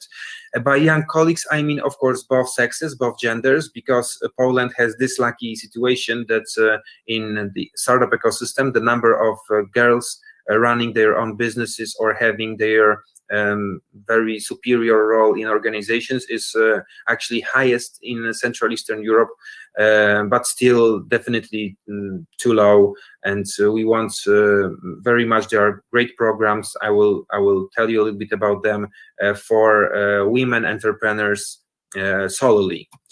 And I think the idea of Estonia and Poland working together as those natural ambassadors to very different, so different countries, you know, small Estonia, but with super great achievements, and big Poland together, we can prove our case with numbers of venture capital investments, the value of tickets, the overall volume of investments in recent years, from 2013 up to today, for 2020, let's say. The data are from 2020, of course. we still can show a significant growth. Every year, the number of transactions and the value is going higher. Estonia and Poland take proudly lead in this, not competition, but actually in this legacy building. And I think it's not going to change fastly because of the great, let's say, social / economical model of Estonia and the great scope of Poland. Only COVID has transformed us a little bit, our minds, and colleagues from Rzeszów, southeastern Poland, and colleagues from Szczecin, northwestern Poland, can finally talk about projects and common ventures and endeavors by phone, by Skype, to be kind, Skype. I will not mention any other platforms, and not necessarily flying by plane from one city to another. This is something that I always admired in Tallinn, that Tallinn is a place where I can have 5 important meetings every day. In Poland, if I want to talk to Agnieszka, for example, I need to go to Łódź. Okay, 1.5 hours by train. Nice, not very far from each other, but still the size of Poland makes it a little bit harder to make very intensive, saturated business mixers. On the other hand, the fact that we are a big country makes our landscape of R&D and high-tech pool quite significant. We have 19 great universities that every year, not a nice phraseology, but produce engineers and specialists that can work in startup ecosystem. And startups, of course, are as fashionable in Poland as in Estonia, arguably as much in US and Canada. So young people want to make their businesses. The problem of Poland was that many of great talents, just after graduation, they were packing their bags and going to Great Britain or to France or to Germany or to US. So in the 90s or beginning of 21st century, you have experienced a huge, loss of people, contemporary loss, because lots of these guys are coming back after 5-10 years as venture capitalists because they exited with nice numbers and come here as already veterans who can invest in Polish ecosystem. Information that is important for you maybe to remember is that every 4th young engineer, she or he is from technical university, which can build you a image of how many techie people are drinking coffees and beers in our cafeterias downtown of the big cities. And an important slide, a very important slide. As much as Estonia, former socialistic country, we do not have 300 unprecedented history of rich families that can finance from the private pocket our very risky endeavors. This is why in Poland we have created many agencies, like for example PAI, that you already know a lot about it, but also Polish Agency for Enterprise Development, Polish PARP, ARP, which is Polish Agenda or Polish Agency for Industrial Development, and National Center for Research and Development, last but not least. The last guys, NCBR, National Center for Research and Development, they are a proliferator of European Union and Polish money to those most risky sectors based on high-tech experiments and technology. There are programs that can give even a small company money up to 7 million euro for early stage MVP preparation, for example. So technology readiness level between 4 and 9. Outstanding money. You only need 20% of your private capital to be paired, to be bound with 80% of public non-refundable, non-equity support or subsidy. And looking from the helicopter perspective, you can see that the budget for increasing the density of our high-tech ecosystem are quite spectacular. It's $500 million or 0.6 billion euro in the budget of all agencies intervening in high-tech sector, and this is growing. This amount of money is distributed in such a fashion that the biggest part of it is going to early stage companies, and then the older, the more developed the startup is, the smaller subsidy from the government you can expect, which is of course reasonable. We rather want to create a big fundament of the pyramid, and those lucky companies that are already on the top, they do not need public support. So I think the design, the doctrine of these instruments is really intelligent and smart.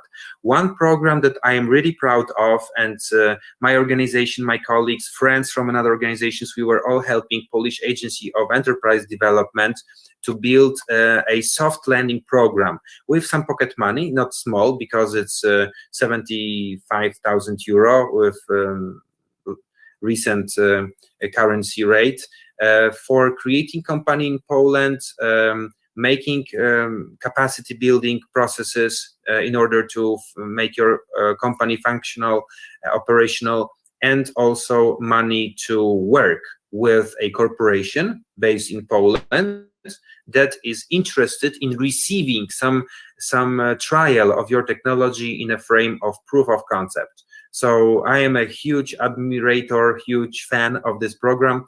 Startup Hub Poland was an operator of a pilot version of it. Right now, we don't want to be an operator of one program. We rather want to help all of the regional Poland prize accelerators that will invite people from all over the world. And in my experiences, 3 projects from Estonia have successfully went through this program. I recall Karl and Josep from SmartVent. In case you are listening to it, guys, I'm looking forward to see you again in Warsaw. Tatiana Zagrycka from Lava Tech, great company, also very international setup, Belarusians, Finnish, Estonian, and right now also Polish. So projects from Estonia are doing a great career in Poland. Generally speaking, it's not a compliment, it's just my pure observations. You have a very paramount reputation in Poland, entrepreneurs from Estonia, which can be monetized in a smart way as well, just because you are from this glorious country of Estonia. We have huge respect. By we, I mean Polish stakeholders. Another program for a little bit more developed companies that already have stable situation in Poland is Scale Up. Very similar to Poland Prize, and also the arrow of this instrument is to link great startups with corporations to make successful proof of concepts. Sometimes they are failures, okay, very good that we have tried. Sometimes they are good and the corporation can sign a contract, longer contract with a startup, which usually in Polish situation means lots of money for next 5-10 years. We have also some formats that I think you might like as Estonia, as a Baltic and Scandinavian country, both, is that we are also trying to teach our corporations in Poland how to behave a little bit more harmless, in such a fashion that the outcomes of industrial or business production or activities causes less harm to our neighborhoods, our children, our animals, and our ecosystem. This time, natural ecosystem, not high-tech ecosystem, something that Poland can also benefit from, and this is probably my last slide, is that we are very nicely located between Russia, Ukraine, Belarus from one side, and strong Germany on the other side. Very good position in times of peace, and also great neighborhood on the south. Hungary, Czech Republic, Slovakia, we are doing programs with them. We have even a special fund called Visegrad Fund. This is a fund dedicated to entrepreneurs and people of culture, people of science from those 4 countries. So I would say that with Prague, Budapest, and Bratislava, the cooperation with Warsaw is particularly strong right now. The last word, I promise, Eva, please do not decapitate me for making it a little bit out of range, is support to Belarusian colleagues. After the faked elections in 2020, we received so many calls, guys, we want to move our our ventures to some safety haven, safe harbor, and we designed together with our great partners, PAI, PARP, Ministry of Development, Ministry of Foreign Affairs, and GovTech. We have created Venture Cafe. Come on, guys, without you, can you imagine the program? We have received more than 150 applications from selected applications. We have selected 20 startups to give immediate help with soft landing, with some housing opportunities, with co-working, with lawyers, with patent officers, with some pocket money to begin. So I think that your legacy of Estonian startup visa program is also working very strongly in these heads of Polish colleagues of yours, and we are also developing your model. I believe that one day we will create something like a circular visa, Estonian, Polish Estonian visa, and that will be brand number one, not in a regional, but in a global scale. So thank you very much, guys. Again, Natalia, Anika, Eva, as always, thank you very much for having me. Love you, and I hope you we can go to the next session and come to Poland whenever you can, whenever the COVID will be decreasing in terms of danger, and we can have finally our coffees and our beers and our wine. Thank you very much. Yes, I can't wait for that. So thank you so much, Maciek, for the presentation. And now we will have a chance to get to know some startups from Estonian ecosystem and Polish ecosystem. So every startup will have 3 minutes to present themselves, and after the presentation we will move to the tables, to the networking, where you will have a chance to talk with the startups and with the speakers. So for all of you who watch us on social media channels, just join here using the link in the comment, because here we will have a chance to network and maybe to feel a little bit like at the event, real event, offline event. So now I would like to invite to the stage the first Estonian startup. Make a great impression. Thanks, yeah. Eva, again, and I am transforming into perception solely. I will listen to pitches. Yeah, great. So Rendin, Andrzej Krzysztofowicz.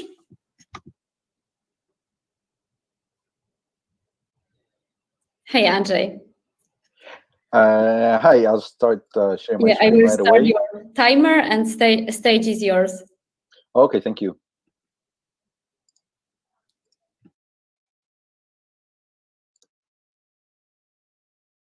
Hello, everyone. I'm Andrzej, and I would like to introduce all of you to Rendin. With Rendin, we've managed to do two main things.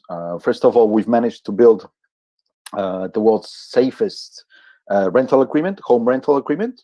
And second of all, we've streamlined the whole home renting process by closing it basically in one mobile app. Why is it the safest home rental agreement? Because it's backed by an insurance policy. So thanks to that policy, the tenant, the person who rents out the apartment, doesn't have to pay a deposit when they start renting it. This is something very new on the market, and is had a great success in Estonia, and we're hoping to change the rental market in Poland as well with that feature. And second of all, the landlord has lots more protection, like with late payments, with property damage, and so on. So his compensation is not only limited to the value of the deposit. So how does it work in practice? Well, from the landlord perspective, he logs into the app. He goes through an online background check. He fills out all details about the property that he has to rent out, and from the app itself, he can invite a tenant, a potential tenant, to check the details of the property.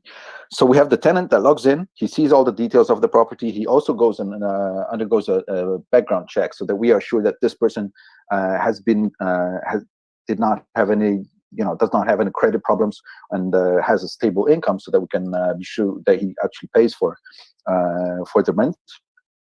And basically, they sign the whole rental agreement is signed within the app, so it can be done right there on the spot. Even during when the tenant is looking at the apartment, the landlord is also there. They're talking about the apartment, and they can send the agreement right away with all the details that they have agreed on. So basically, we have the app right now ready in 3 languages, which is English, Russian, and Estonian. The Polish version is actually being released today, so we're very excited about that. And like I said earlier, we've managed, we work with different with landlords that have one apartment, or we have landlords that work that have several apartments, but we also work with real estate agencies. And we've managed to optimize the time they spend on signing the rental agreements. Then we made it just 5 times as short. So this is also a great tool for real estate agents to look at. I've made this presentation pretty short, just to show you the idea behind Rendin, but there's lots of magic to it. So if you want to learn more, just reach out to me. Thank you, Andrzej, and you will have a chance to join the table to learn more. This is just for a short introduction, because the main part is networking. So thank you for that. Thank you. Okay, stage is yours.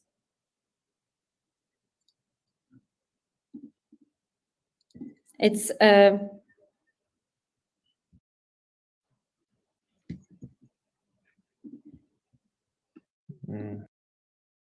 Sorry, do you hear me?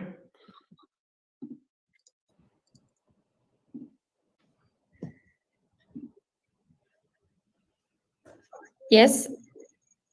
Yeah, I'll try to share the screen now. Now it's your turn for the Cache. Cache, yes.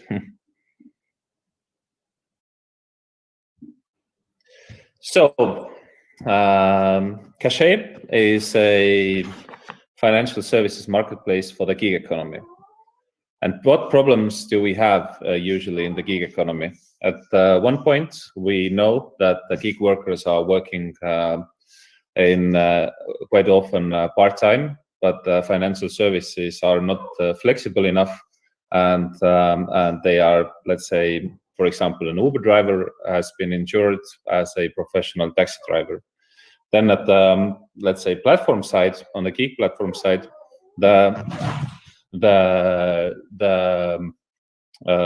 let's say churn of their partner drivers is still quite big, because it's too expensive to pay for the insurance equal to a taxi driver. It means that the entry barrier for the part-time driver, for the one who would like to work just for a few hours after the main job, is too high, and for the insurers, it's still hard to know how many hours actually one person is providing services in some of the platforms, and they just have to make the pricing based on the highest risk possible. And that's where Cache comes in. So we are the network orchestrator for the gig work platforms, currently working with the ride-hailing and quite soon with the delivery services.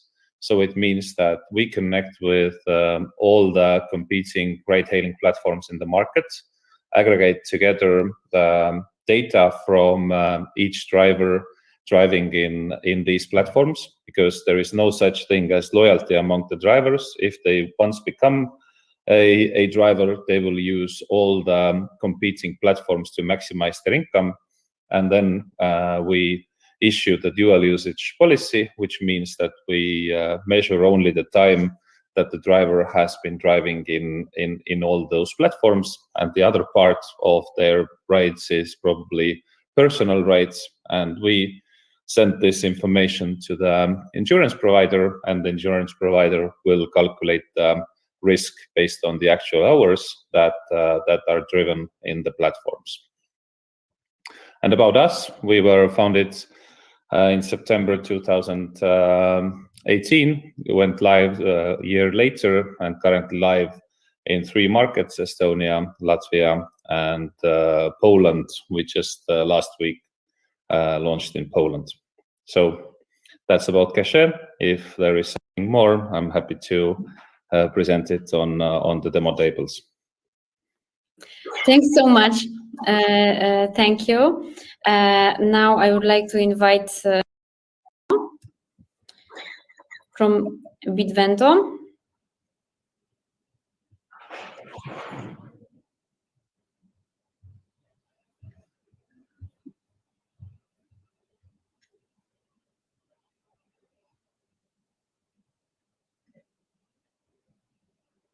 Tavo, you need to switch on the camera and mic on the bottom.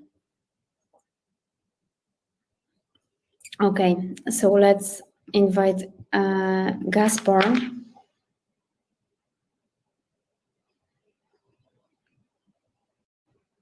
Hello. Hi. Stage is yours.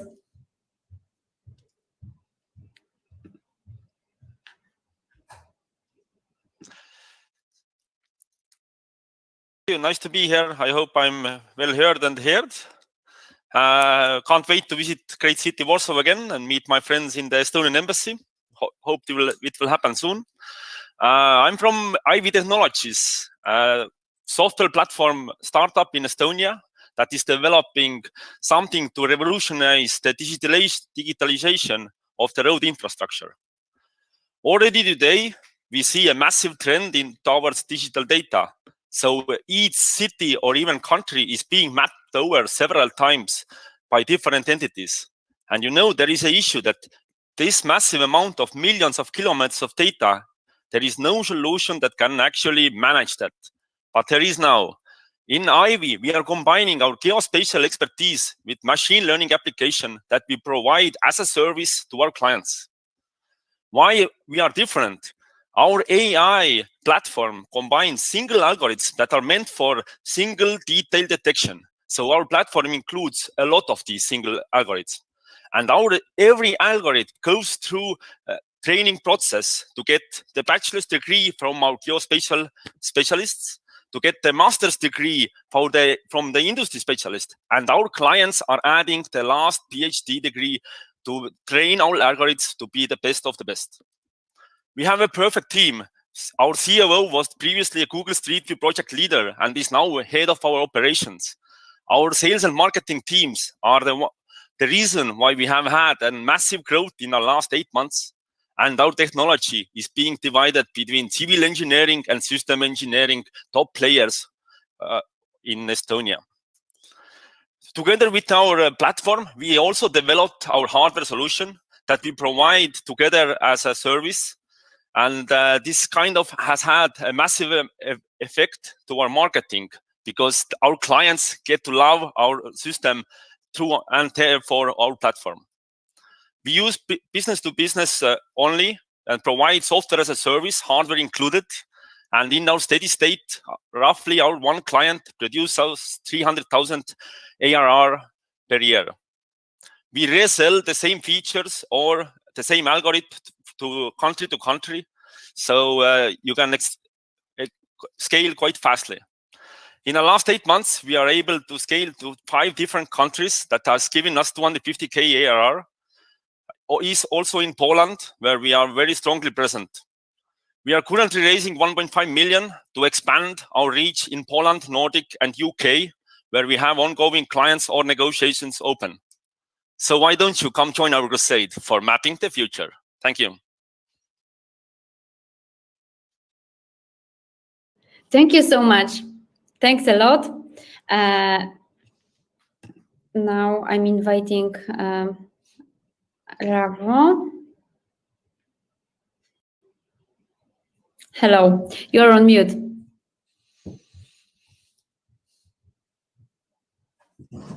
Okay, great. Stage is yours. Excellent. Let me share my screen.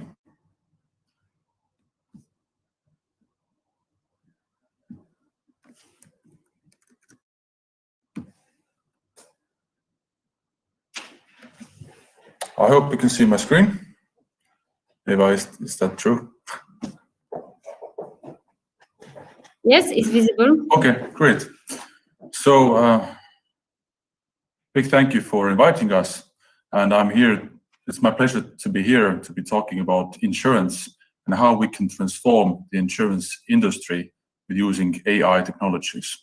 We are developing a vehicle verification system that is remote, easy, and trustworthy. So surely billions of cars are insured each year around the globe. And unfortunately, hundreds of millions of accidents also happen, quite unfortunate events. And actually, this happened to me. I'm a great enthusiast for cars. And then, unfortunately, visiting with important business people to the headquarters, some old lady decided to reverse into my precious car. And then I realized how this claim management process really works in the real world, which made me realize if it's so bad in Estonia, a digital nation, what can it be outside of Estonia? So insurance companies are losing billions of dollars each year. And the main reason behind it is fraud. And according to a study in the US, over 7 billion is paid out due to fraudulently inflated claims, which means that people add up damages to their claim, which actually did not happen in the accident. So they try to get more money from insurance companies. And up to 36% of claims, has been estimated, can contain elements of fraud. So it's a huge issue. So the key question from the insurance company side is that how can I access more information about the vehicle's condition? How can it be trustworthy, transparent, and up-to-date? And the answer is our solution. We are using AI technologies to capture a vehicle's condition. There is a very clear and standardized flow, which pictures are necessary. And every picture is instantly validated and analyzed by our AI, and the user shall get feedback. So no junk images or manipulated images are not transferred to the insurance company. This means that reporting will be done automatically, and we summarize with a report if the verification process was successful. So why are insurance companies using us? 3 answers. First, saving costs with a self-service AI verification service. Instead of having humans or points where people go and show their car, they can use our images and our suggestions from AI. Second, it's automating processes. And surely we have a new generation of people that expect a better customer experience. They expect that their claim will be processed faster, because in my case, it was 5 weeks and a lot of frustration before I even got my car back. And lastly, insurance companies want to reduce their fraud risk with us. And our vision is to achieve touchless claims. So at the moment, we're offering an interactive platform to capture images. And in our roadmap, we have optical measurement technology and also integrated vendor networks, which means that after an accident, I can solve my issue in 1 or 2 days. And we are expanding to Poland. So if you are an insurance company, broker or agent, or a software provider, then we are very happy to talk and show what our product can do. So thank you very much. Thanks a lot. I hope that you will have a chance to talk more at the tables. Natalia, stage is yours. Hello.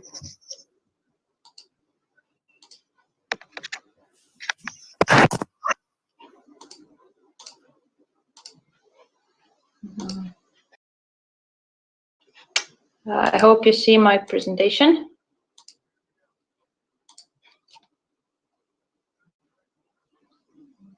Yes.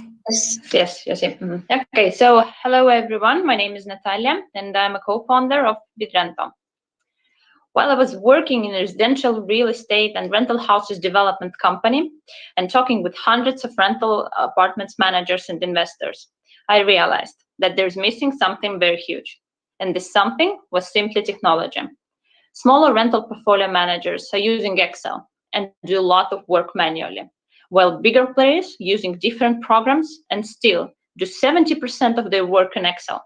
All this makes long-term rental apartments management outdated and inefficient. So we are here to change it. Bidrento is a long-term residential rental property management software, which offers tools for the whole rental cycle management within our customer segment. It is specifically designed for landlords, property managers, and letting agents. Bidrento automates manual and repetitive tasks, and as a result, 75% less time is spent on tenancy management. Our invoicing system, different integrations, save 30% on accounting costs.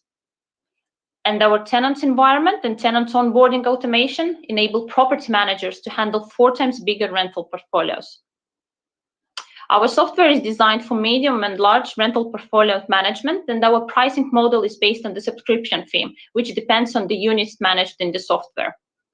By today, we already have working product with paying customers, and we are growing fast, with average monthly growth rate of 42%. We are currently live in Estonia and started our active sales from May last year. The global market opportunity is huge, and of course, this year we are planning to expand beyond Estonia. Currently, our target markets are located within EU, and Poland is one of the target markets. I have extensive real estate background. Our second founder has been in B2B sales for more than 10 years in the main Scandinavian banks and insurance companies, and our CTO has the needed know-how in software development.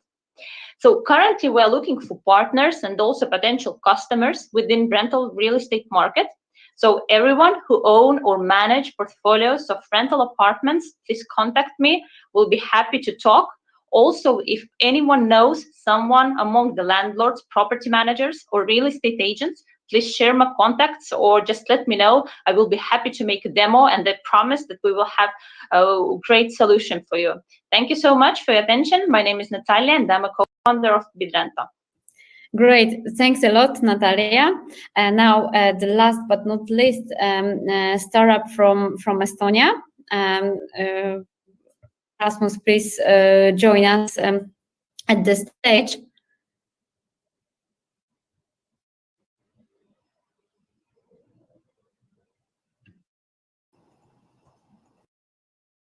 Hello. Okay, stage is yours.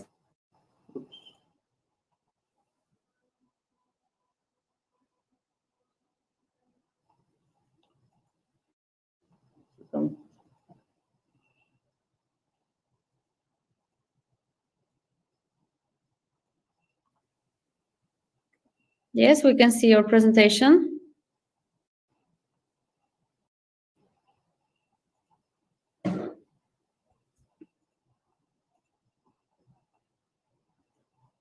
Can you see it now?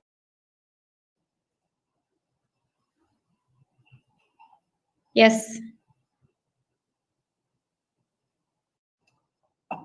So hello, my name is Rasmus and I'm a CEO and co-founder of Elise. Kindergartens have a problem.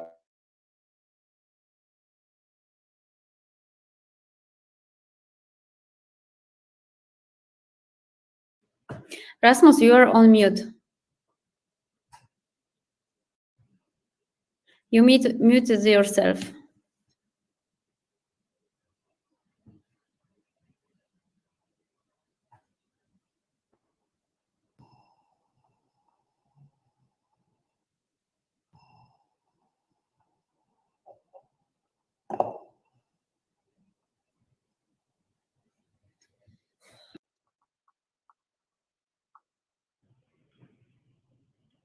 Can you hear me? Yeah, now we can hear you. Okay, sorry to start from the beginning. So my name is Rasmus and I'm a co-founder and CEO of Elise. And kindergartens have a problem. Many of you don't know, but kindergarten teachers have enormous amount of communication they need to do with parents and quite a lot of paperwork. So we created a kindergarten management platform called Elise. Elise reduces up to 90% of paperwork for teachers. It gives much better overview for local governments, what is happening in the kindergartens, and it saves time for the teachers and improves communication between parents and the teachers. Elise is very easy to use. Elise has over 100 different functions, and even teachers who have never used computers or smartphones are able to use Elise just fine. Each year we conduct a survey, and this last year 98.4% of the teachers said that Elise saves their time. Currently, Elise operates mostly in Estonia, Latvia, and Lithuania, but next following years we are planning to expand to Nordic countries, but also to Central and Eastern Europe. And Poland is one of the countries we're going to focus on this year. Our clients are mostly private and public kindergartens, but we have also contracts with many different local governments across Baltic states. Our team has more than 60 years of experience in design, marketing, software development, and of course, education. Elise has a monthly subscription model where kindergartens pay depending on the size of the educational institution. This year, our revenue, actually 2020, was about €250,000. Next year, we are planning to double it. We are looking for distribution partners in Poland. As we are planning to establish a company, we are also looking to hire a country manager. And of course, we are open for all kindergartens to test out our products. Feel free to contact me if you think we can work together in Poland. Thank you. Great, thanks a lot. Now we are moving to the Polish startups. I will invite Kamil Piotrkowski.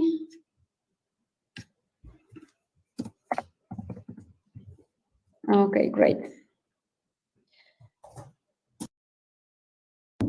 In the meantime, I will just tell you that we are running Hi Kamil, soft landing program for the foreign companies. We are organizing some meetings with key ecosystem. So if you are interested, you can also reach us out. We have our info table and we can help you. Kamil, stage is yours.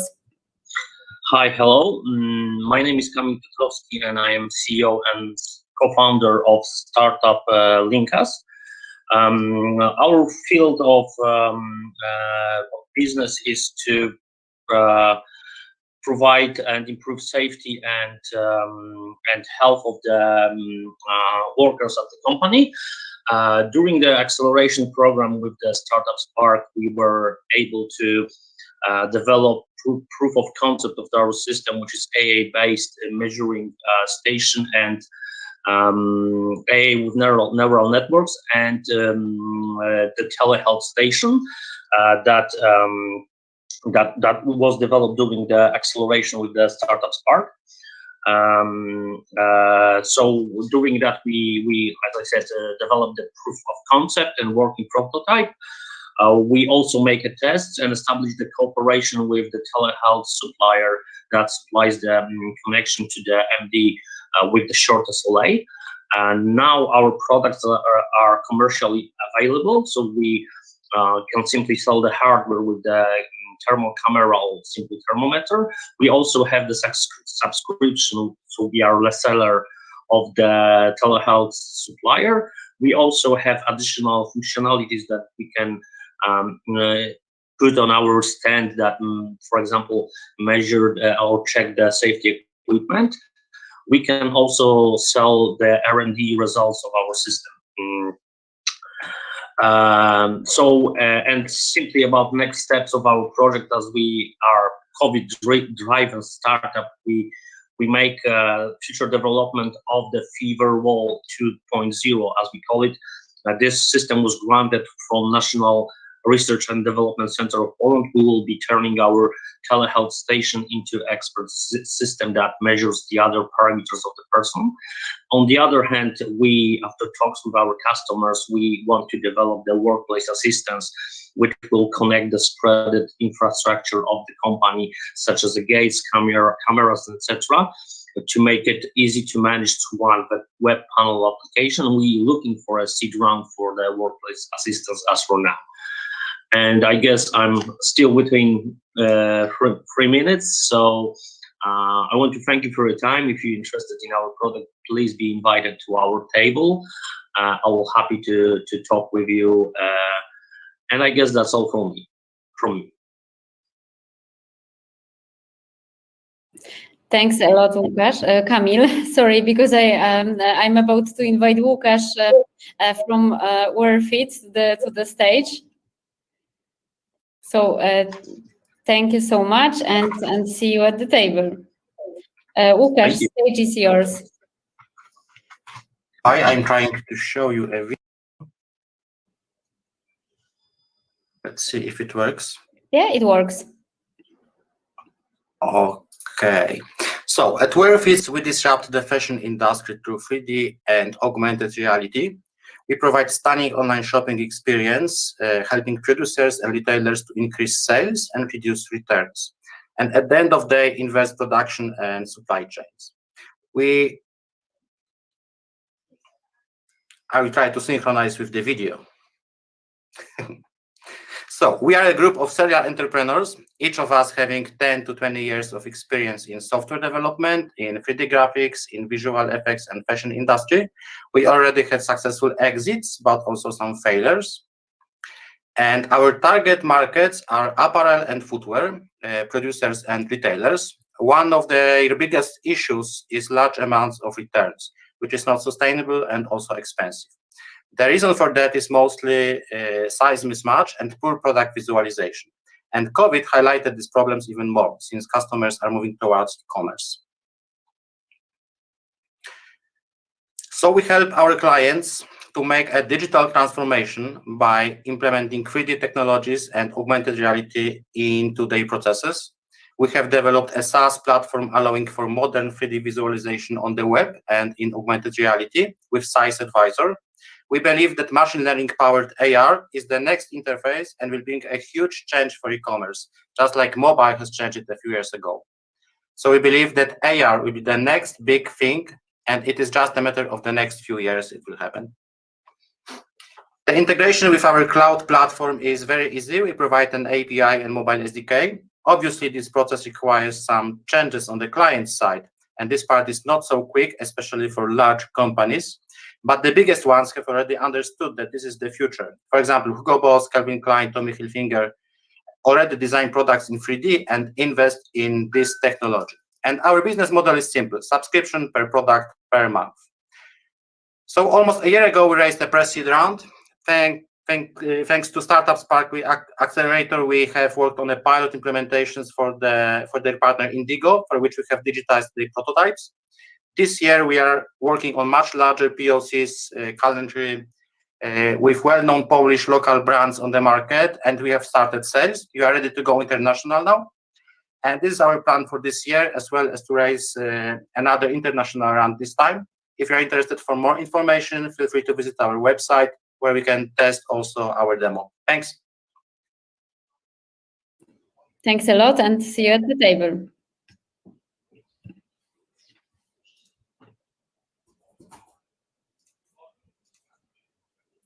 Additionally, your solution is in our trend house.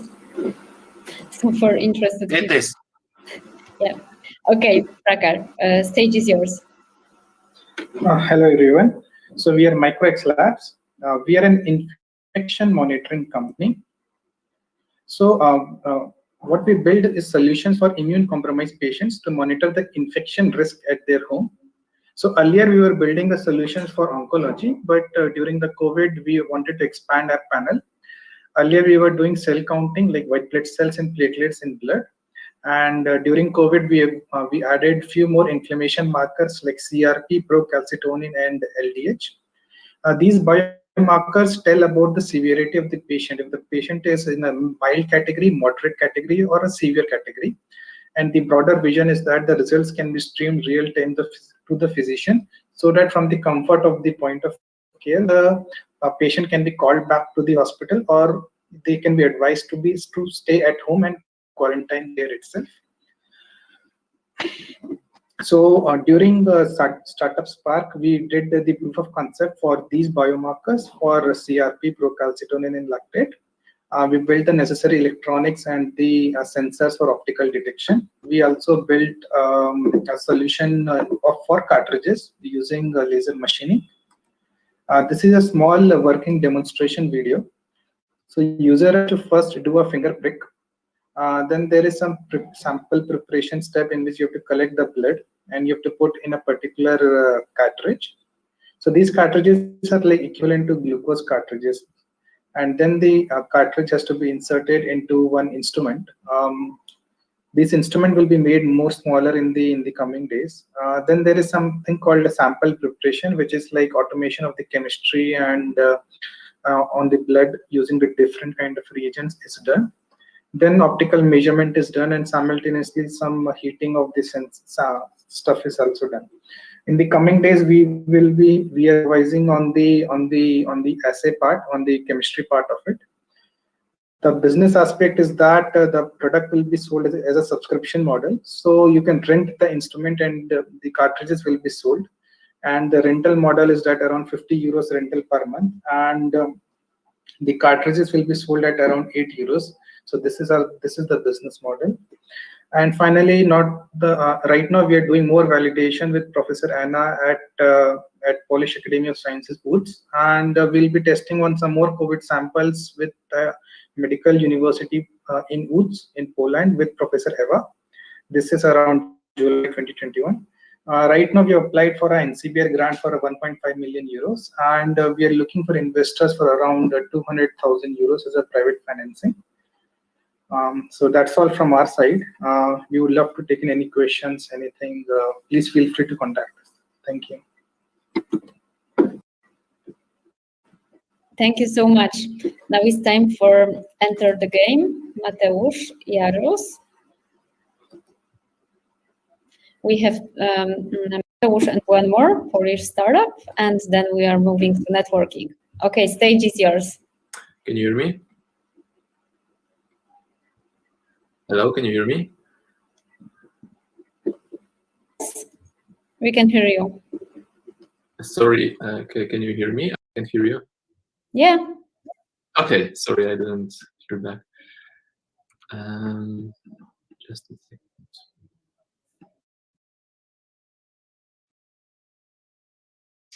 Okay, I will need to show the whole screen because I can show. Okay, is it visible? Yes, it's visible. Okay, thank you. So hello, my name is Mateusz Jaros. I am the founder and CEO of Enter the Game. Enter the Game is a mobile educational game for corporations. So we created this project because traditional methods of teaching the employees, like workshops, books, or videos, are inefficient, and we believe that it is very difficult to conduct these trainings on large number of people. So we wanted to create a tool that would be effective. What it means is economical, engaging for the employees, and of course bringing measurable and reliable results. So far we have started cooperation with two large companies. It was Volkswagen Poznań and Ericsson. The first deployment was at Volkswagen, where over 1,000 employees have played the game for 5 weeks. And the game was used to teach Factory 4.0 concepts. So the employees became the CEOs of their own car factories on Mars in the year 2040. Now we cooperate with Ericsson, and the game is the plot of the game is different. The player becomes a mayor of the city, and his job is to build new buildings, cover larger and larger areas with 5G. So you will learn how to build 5G in the city, what are the business opportunities of 5G, some technical aspects of this technology. The game is offered as a subscription to the company. So there is a cost for every active player in the game. And apart from that, we also charge for the deployments, optional marketing campaign, technical support, etc. And what we want to do with the game now is to make it a fully automated SaaS. We want the companies to just enter the website, create their own plot with some predefined graphics, and just start the game.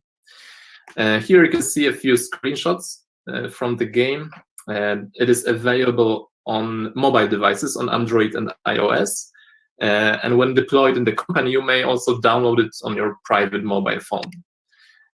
Here you can see some quizzes that appear in the game, and you gain points for giving correct answers. It is a real-time game, so if you leave the game in the evening and get back in the morning, the game will look a bit different. For example, the construction of a building we will finish. And here is a screenshot from my last city, 5G city, that I created in the game. And of course, there is a ranking of the players, and the best employees, the best players, receive awards. At Volkswagen, it was Caddy for weekends and additional days off. Thank you very much, and see you later.